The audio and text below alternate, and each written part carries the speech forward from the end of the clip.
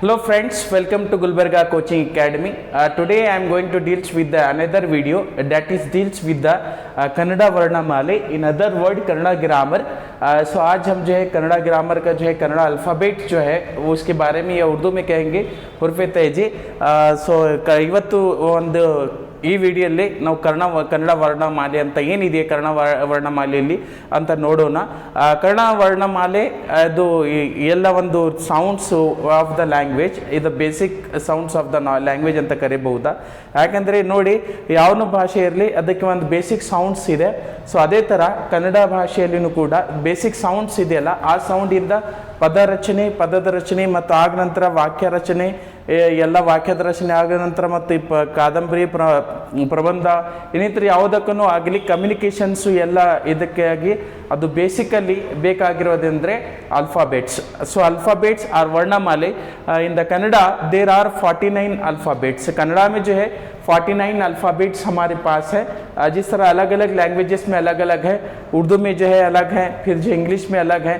सो अलग अलग जो लैंग्वेज के अलग अलग जो है वहाँ पे अल्फ़ाबेट्स होते हैं according to their language and according to their other fineness and other kind of the things are related to the language. Today we are going to deal with the Kannada Varnamale. आज के हम इस video में कन्नड़ा वर्णमाले यानी जो कन्नड़ा के alphabet के बारे में पढ़ेंगे. कन्नड़ा के टोटल जो अल्फ़ाबेट हैं वो 49 अल्फ़ाबेट हैं. सो फर्स्ट 49 अल्फ़ाबेट का जो है हम देखते हैं.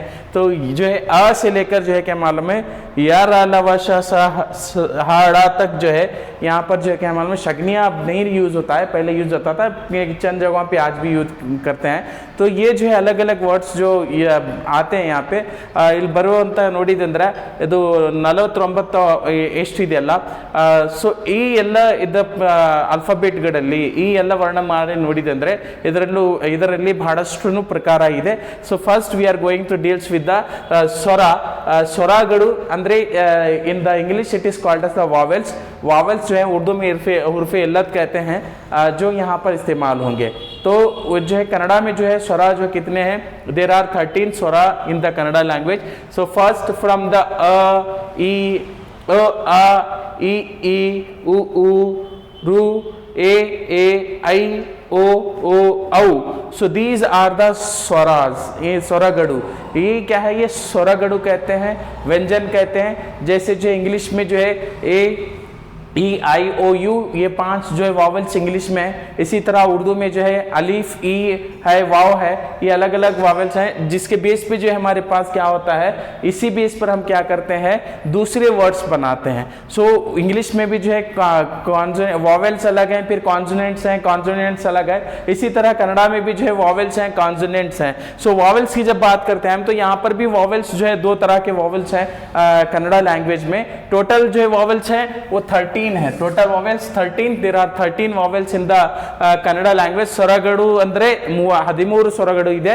ಸೊ ಇದರಲ್ಲಿ ನೋಡಿದಂದ್ರೆ ಅದು ಇದರಲ್ಲೂ ಕೂಡ ಎರಡು ಪ್ರಕಾರ ಇದೆ ಸ್ವರಗಳಲ್ಲಿನೂ. ಫಸ್ಟ್ ಹೃಸ್ವ ಸ್ವರ ಅಂತ ಇದೆ, ಹೃಸ್ವ ಸ್ವರಗಳು ಅಂತ ಇದೆ.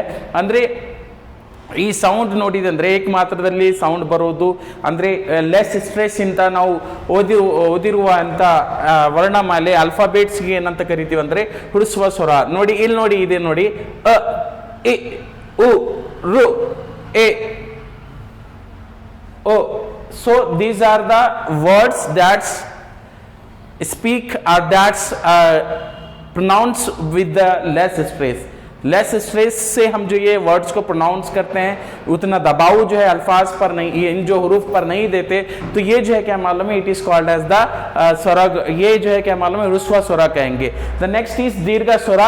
सो दीर्घ स्वरा is related to the full stress, means the with kind of a, हम जो दुगना आवाज से पढ़ते हैं. जैसे यहाँ पे हमने जो है धीमी आवाज से या जो है लेस स्ट्रेस से पढ़ा था, यहाँ पर आ पढ़ते हैं. So what is the different आ तो यहाँ पे हम देख सकते हैं, ನೋಡಬಹುದಾ ಈ ಪದ ಈ ಅಲ್ಫಾಬೆಟ್ ಮತ್ತು ಈ ಅಲ್ಫಾಬೆಟ್ ಈ ನಡುವೆ ವ್ಯತ್ಯಾಸ ಇದೆ.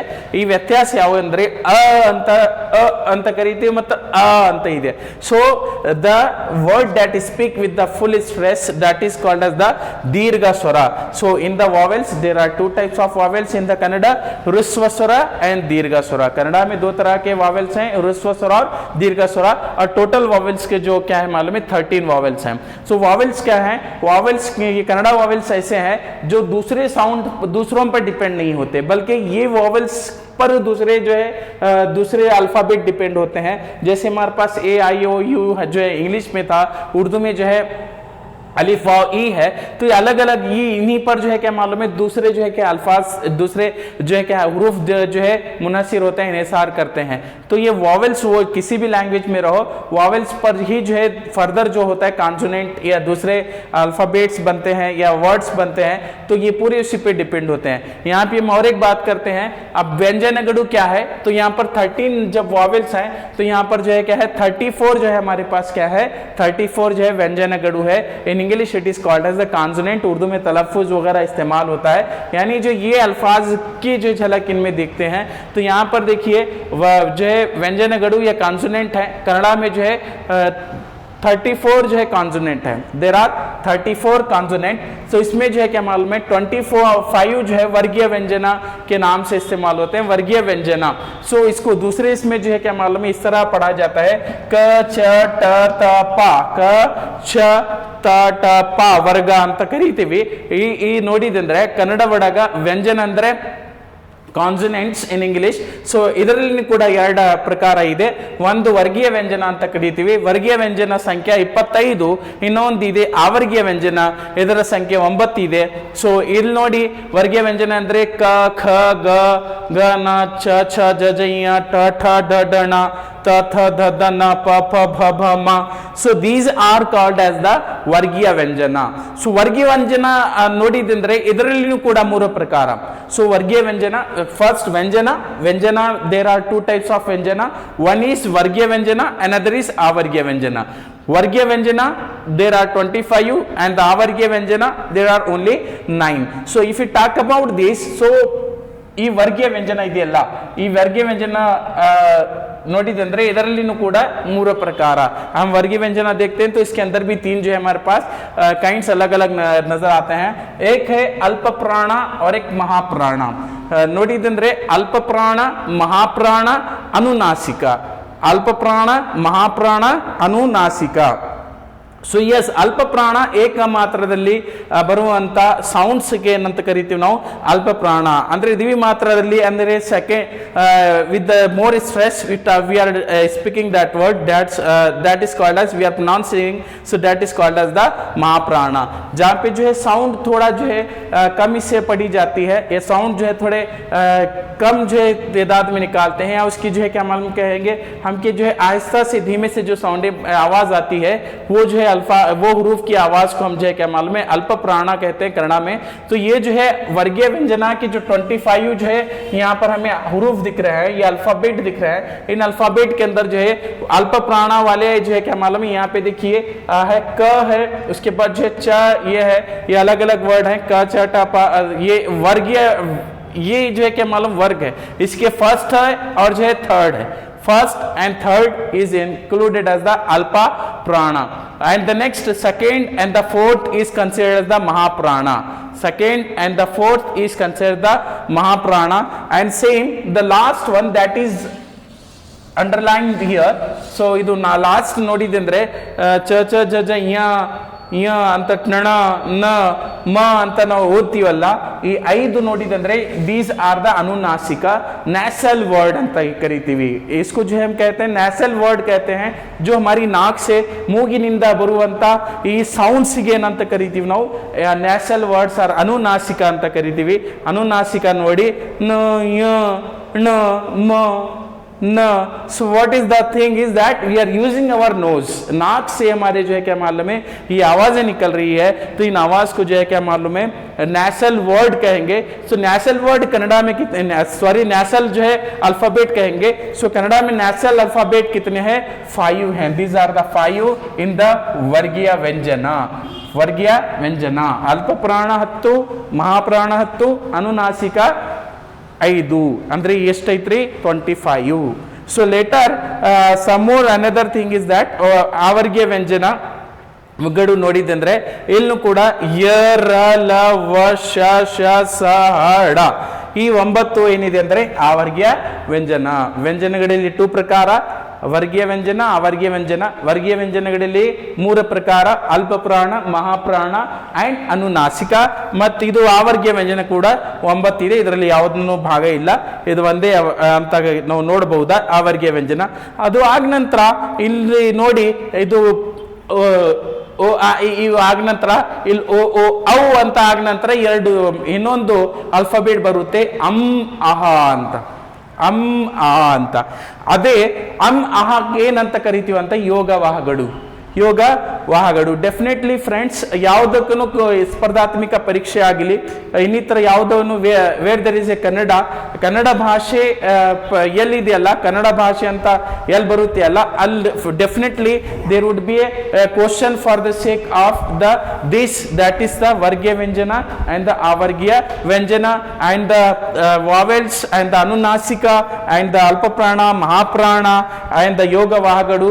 ನೋಡಿ ಇದ್ರ ಬಗ್ಗೆ ಡೆಫಿನೆಟ್ಲಿ ಕ್ವಶನ್ ಬರುತ್ತೆ. ಡೆಫಿನೆಟ್ಲಿ ಒಂದು ಕ್ವಶನ್ ಇರಬಹುದಾ? ದೇರ್ ವುಡ್ ಬಿ ಡೆಫಿನೆಟ್ಲಿ ಒಂದು ಕ್ವಶನ್ ಇನ್ ದ GPSTR ಆಗಲಿ, SD FD ಎಕ್ಸಾಮಿನೇಷನ್ ಆಗಲಿ, ಇನ್ನಿತರ ಯಾವುದೋ ಎಕ್ಸಾಮಿನೇಷನ್ ಆಗಲಿ, ಈ ಕನ್ನಡ ಭಾಷೆ ಅಂತ ಎಲ್ಲಿದೆಯಲ್ಲ ಅಲ್ಲಿ ಡೆಫಿನೆಟ್ಲಿ ಅಲ್ಪ ಪ್ರಾಣ, ಮಹಾಪ್ರಾಣ, ಅನುನಾಸಿಕ ವ್ಯಂಜನಗಳು, ವರ್ಗೀಯ, ಆವರ್ಗೀಯ ವ್ಯಂಜನ, ವಾವೆಲ್ಸ್ ಅಂದ್ರೆ ಇದು ಸ್ವರಗಳು, ಹ್ರಸ್ವ ಸ್ವರ, ದೀರ್ಘ ಸ್ವರ ಅಂತ definitely it would be the question in the examination. So now we are talking about yoga vahagadu. In the other word, these are the participatory word that create a sound of the ಅಂದ್ರೆ ಒಂದು ಪೂಜಿ ಇದೆ ನೋಡ್ರಿ, ಒಂದು ಶೂನ್ಯ ಇದೆ, ಒಂದು ಪೂಜಿ ಬಂದಿದ್ರೆ ಆ ಮುಂದೆ ಒಂದು ಪೂಜಿ ಬಂದಿದೆ ಅಂದ್ರೆ ಅದು ಏನಂತ ಕರಿಬಹುದಾ? ಅದು ಏನಂದ್ರೆ ಅನುಸ್ವರ. ಯೋಗವಾಹಗಳಲ್ಲಿ 2 ಭಾಗ, ಅನುಸ್ವರ ಮತ್ತು ವಿಸರ್ಗ. योगवाह में जो है क्या है, माविन जो है हुरूफ है जिसमें 2 जो है टाइप हैं, देर 2 किस्म के अल्फाज है, 2 किस्म के हुरूफ हैं, जैसे अनुस्वरा और विसर्ग. ये 2 हुरूफ जो है इस तरह पढ़ा जाता है आहा. So these are 2 ये questions, this type of ನಾವು ನೋಡಿದ್ರೆ question last time group C examination ಆಗಿದಲ್ಲ ರೀಸೆಂಟ್ಲಿ, ಆ ಗ್ರೂಪ್ ಸಿ ಎಕ್ಸಾಮಿನೇಷನ್ ಅಲ್ಲಿ ಈ ಕ್ವಶನ್ಸ್ ಬಂದಿದ್ ನೋಡಿ, ಯೋಗವಾಹಗಳ ಸಂಖ್ಯೆ ಅಂತ ಕೇಳಿದ್ದಾರೆ. ಕೆಲವು ಇದರ ಎಕ್ಸಾಮಿನೇಷನ್ಸ್ SD FD ನೋಡಿದಂದ್ರೆ ಇದು ಎಲ್ಲ ಕೊಟ್ಟಿ ಅಂತ ಕೇಳ್ತಾರ, ಇದು ಏನಂತ ಕರಿಬಹುದಾ ಅಂದ್ರೆ ಸ್ವರಗಳಲ್ಲಿ ಎಷ್ಟು ಪ್ರಕಾರ ಅಂತ, ಹೃಸ್ವರ ಸ್ವರದ ಸಂಖ್ಯೆ ಎಷ್ಟು, ದೀರ್ಘ ಸ್ವರ ಸಂಖ್ಯೆ ಎಷ್ಟು, ಅಲ್ಪ ಪ್ರಾಣ ಸಂಖ್ಯೆ ಎಷ್ಟು, ಮಹಾಪ್ರಾಣ ಸಂಖ್ಯೆ ಎಷ್ಟು, ಅನುನಾಸಿಕ ಸಂಖ್ಯೆ ಎಷ್ಟು ಅಂತ ಡೆಫಿनेटली क्वेश्चन बರುತ್ತೆ. So guys it's a request, so ये जो है तमाम से जो एक गुजारिश है कि पूरे कन्नड़ को इंग्लिश, उर्दू, इंग्लिश मैंने तीनों लैंग्वेज में एक्सप्लेन किया है. ಈ 3 ಭಾಷೆಯಲ್ಲಿ ನಾನು ಆದಷ್ಟು ಪ್ರಯತ್ನ ಮಾಡಿದ್ದೀನಿ. So it's a request to subscribe my channel. Thank you.